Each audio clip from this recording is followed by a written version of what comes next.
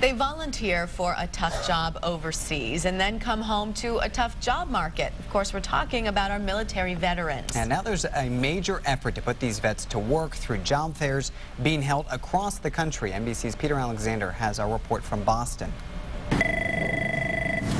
John Cogswell would proudly tell you he's finally found his ideal job at this cancer institute in Boston. I've rediscovered a sense of purpose, and that sense of purpose is the patients here at Dana-Farber. It's been a tough road getting here. Marine Corporal Cogswell served in Operation Desert Storm, but it was when he returned to the U.S. in 1991 that the real challenges began. Years later, Cogswell found himself homeless and desperate for direction. I couldn't do it by myself. I couldn't flail around in the dark not knowing what to do. For thousands, that first step back to independence has started here at the training school at the New England Center for Homeless Veterans. The innovative program teaches them how to manage money and how to market themselves. So you're not only capable of doing this, you do it under pressure. Yes. Also available, vital job skills in the kitchen and the most important space is the space you're driving into. Behind the wheel.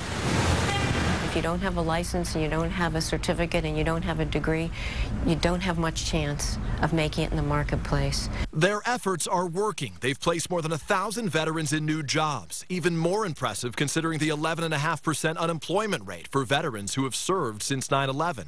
You gotta feel good these days. I feel great. I feel absolutely awesome. Combat photographer Karen Moore is still haunted by some of the images he captured in Iraq. But with the center's help, he's now clean and sober and studying to be a veterinarian. It's a guarantee now. I will not fail at this. John Cogswell was recently married, and he and his wife now have a 6-month-old son. Sometimes I feel like I need somebody to pinch me.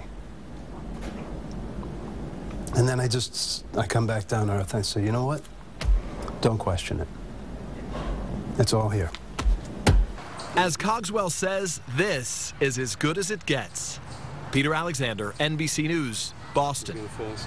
And while we're on the topic of war veterans, ahead in our next hour, we take a look at how some are treating post-traumatic stress disorder. And you might be surprised because it involves a trip to wine country. We'll take you there coming up.